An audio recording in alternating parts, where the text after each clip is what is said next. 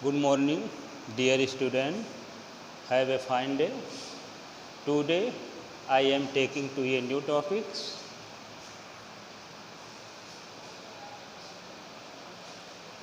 Topic: Wheatstone Bridge.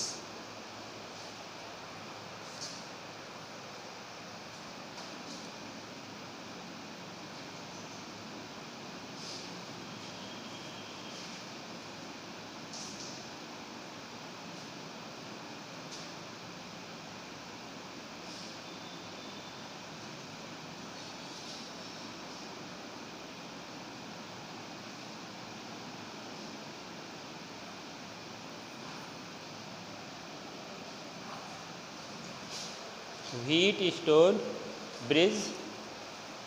बेटा Wheatstone bridge को professor Wheatstone ने प्रतिरोधों की एक व्यवस्था दी थी जिसके द्वारा किसी अज्ञात प्रतिरोध को ज्ञात किया जाता था। बेटा इसमें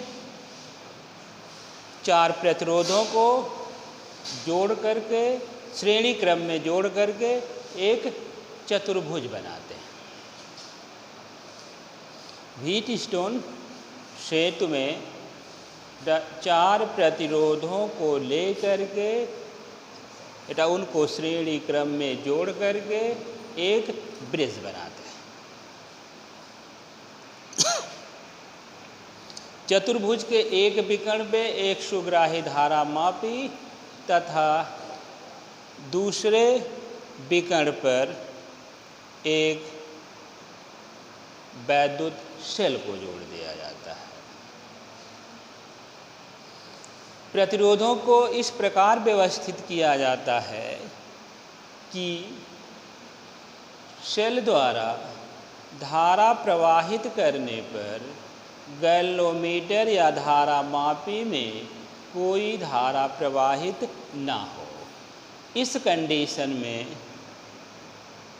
ब्रिज संतुलन की अवस्था में होता है और संतुलन की अवस्था में किन्हीं दो संलग्न भुजाओं के प्रतिरोधों का अनुपात शेष दो संलग्न भुजाओं के प्रतिरोधों के अनुपात के बराबर होता है। ये हमारा कहलाता है व्हीटस्टोन सेतु या व्हीटस्टोन ब्रिज। इसमें चार प्रतिरोध को लेकर के सबसे पहले श्रेणी क्रम में जोड़ करके एक चतुर्भुज को बनाया जाता है। मान लें हमारे पास चार प्रतिरोध पी क्यू आर एस है।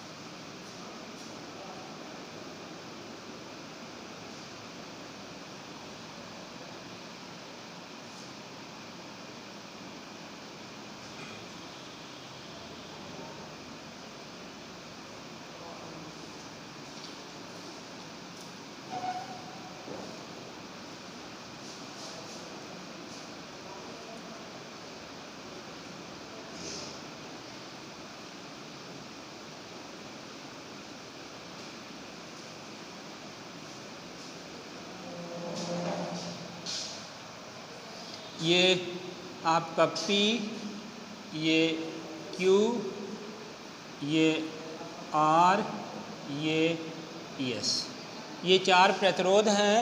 इनको श्रेणी क्रम में जोड़ करके एक चतुर्भुज बना लिया।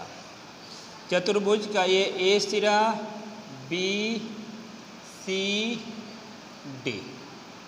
बेटा अब इसके किसी एक विकर्ण पर एक गैल्वेनोमीटर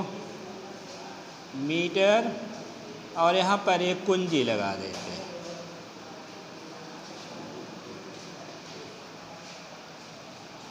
बेटा दूसरे विकर्ण पर एक वैद्युत सेल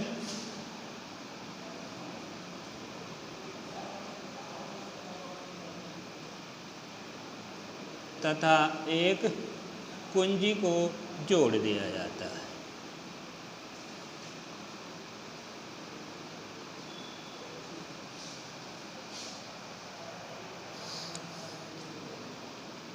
ये आपका व्हीट स्टोन ब्रिज है। बेटा इसमें 4 प्रतिरोध PQRS श्रेणी क्रम में जोड़ करके इनसे एक चतुर्भुज बना लिया जाता है।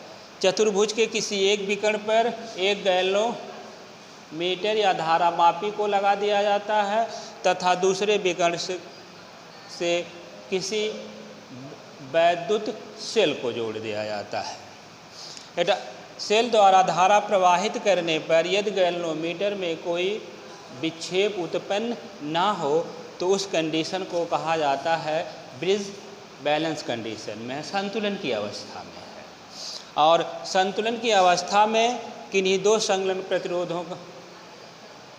संलग्न भुजाओं के प्रतिरोधों का अनुपात अन्य दो संलग्न भुजाओं के प्रतिरोधों के अनुपात के बराबर होता है। बेटा मान लें यहाँ से जाने वाली धारा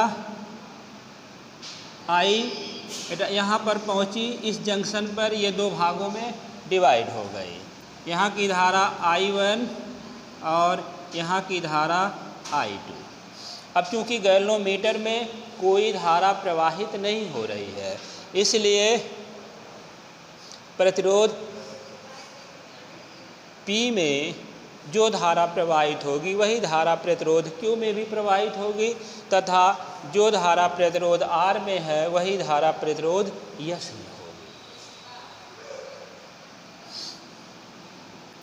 बेटा ये लूप नंबर 1, ये लूप नंबर 2, किरचॉफ का सेकंड लॉ।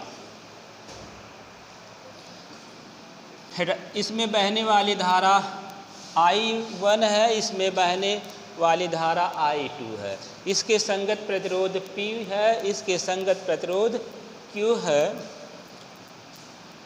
तो I1 P minus I2 Q is equal to 0 या I1 P is equal to I2 Q।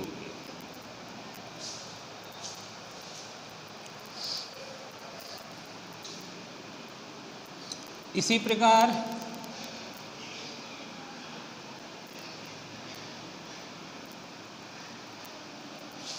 बेटा I1 Q minus I2 S, I1 Q minus I2 S is equal to 0 या I1 Q is equal to I2 S के। इसको समीकरण 1 मान लें, इसको समीकरण 2 मान लिया जाए। समीकरण 1 में समीकरण 2 का भाग लगा दिया जाए। समीकरण 1 में समीकरण 2 से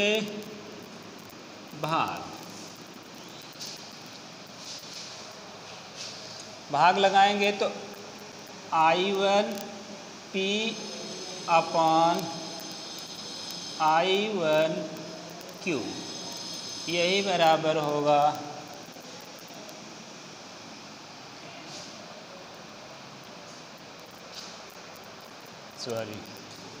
यहाँ पर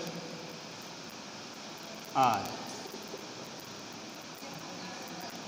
I1, बेटा एक बार फिर से देख लें, I1 P minus I2 R is equal to 0, यहाँ से I1 Q minus I2 S is equal to 0।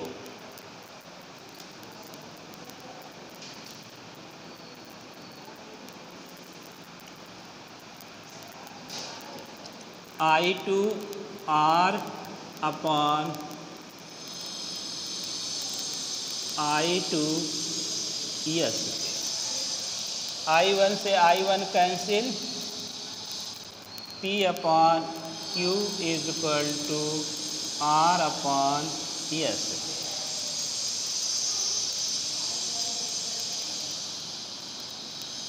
P upon Q is equal to R upon S। बेटा यदि P और Q का रेशियो पता हो तथा प्रतिरोध R का मान पता हो तो अज्ञात प्रतिरोध S का मान ज्ञात किया जा सकता है। ये आपका कहलाता है व्हीटस्टोन सेतु का सिद्धांत। बेटा व्हीटस्टोन सेतु, इसमें 4 प्रतिरोधों को श्रेणी क्रम में जोड़ करके एक ऐसा चतुर्भुज बना लिया जाता है कि चतुर्भुज के विकर्ण पर एक गैल्वेनोमीटर तथा दूसरे विकर्ण पर एक वैद्युत सेल को जोड़ दिया जाता है।